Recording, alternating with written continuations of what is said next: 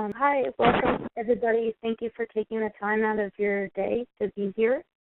If you have questions while I'm presenting, feel free to post them in the chat box, and I will get to them as I go. Or you can hold your questions to the end. I'm happy to do either, and I hope this presentation is valuable to you. So this presentation on servant leadership, I originally developed it with a colleague of mine when I was on the board of directors at the PMI chapter in Southern New England chapter of PMI.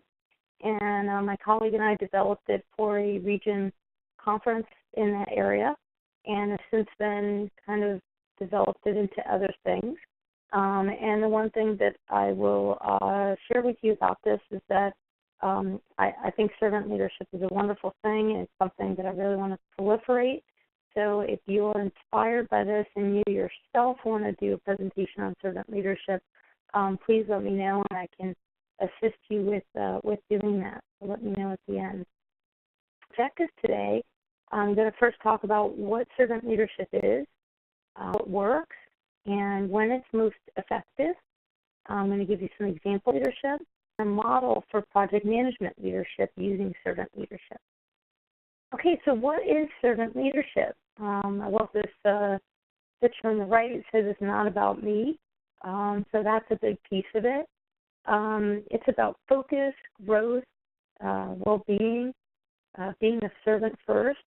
And Greenleaf, who is the servant leadership, says it begins with the natural feeling that one wants to serve first. Then conscious choice brings one to aspire to lead. And I think he's very well spoken in that. When I found out servant leadership first, I realized that it was something I had been doing for a while, and I didn't know that that's what that was called. Back when I was in college, back a few decades ago plus, I was part of a service organization. It's actually a service fraternity co-ed called Alpha Phi Omega, and we were inspired by leadership, friendship, and service. And I used to tell people that on the weekends, the only reason I would get up early was to do service, to do community service, and we used to do that regularly. And I think I went with little or no sleep, but I've always been inspired by service and to give to the community. And even before that, and post-college, I've been involved in lots of volunteer organizations, including working with Girl Scouts and Boy Scouts and things of that sort. So this is a natural fit to me to bring that idea of service to the workplace as a project manager and a program manager. So what is the inspiration for servant leadership? Robert Greenleaf, like I said, is the father or the birther of coined the term servant leadership.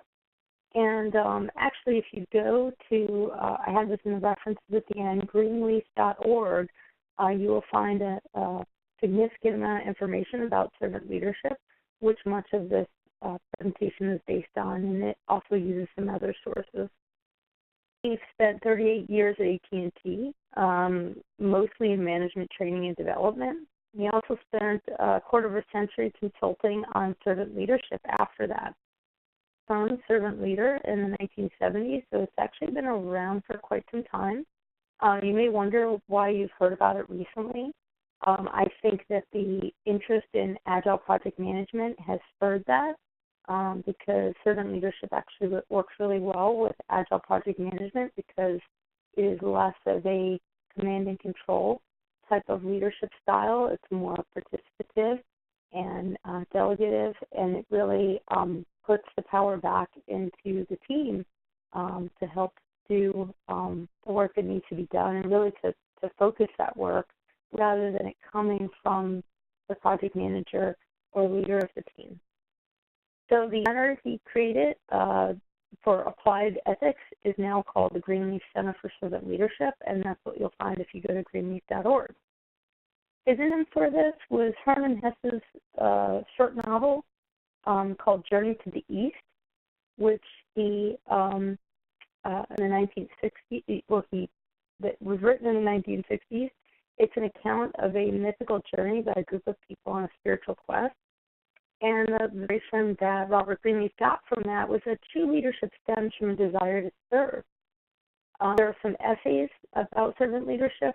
One is called The Servant as Leader. Then there's also The Institution as Servant and Trustees as Servant. There's some sources that you can look to, and like I said at the end, I'll provide you with some references. So let's servant and service. Okay, so we're going to see some definitions here.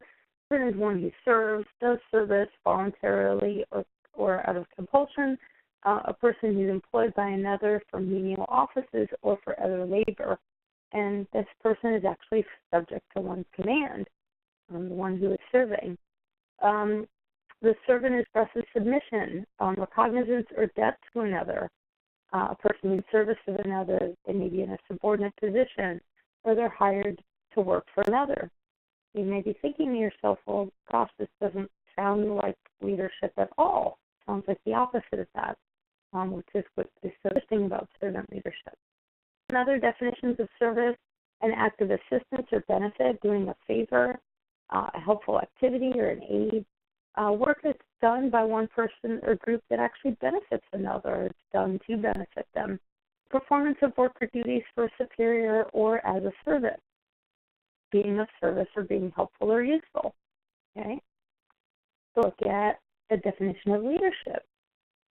Definitions of a leader: a person or thing that leads, a guiding or directing head, as in an army, movement, or political group.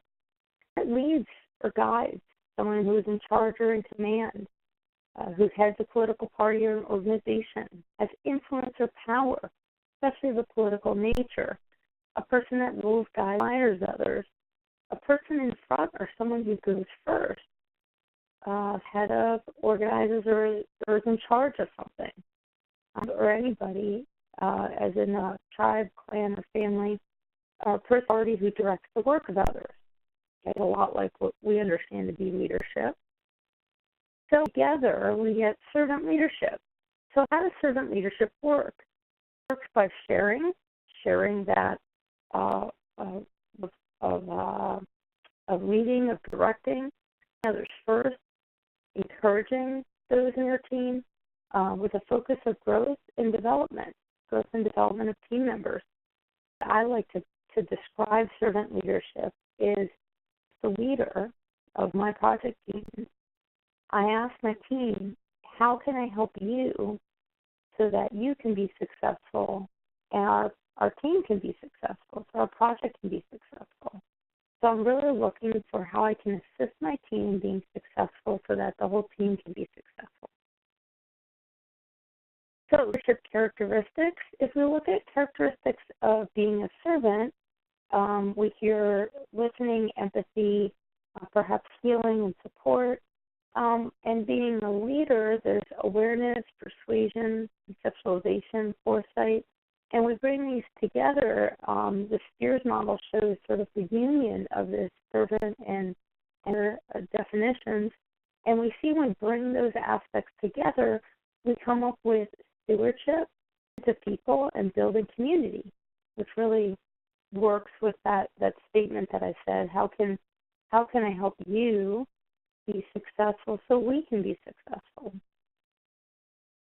So in our leadership styles, I want to take a brief moment to talk about some different leadership styles, some of which you may have heard of or some that you may not have. Authentic leadership. This is knowing and acting what is true and real inside the leaders themselves, the team, and the organization. These leaders are confident, hopeful, optimistic, and resilient.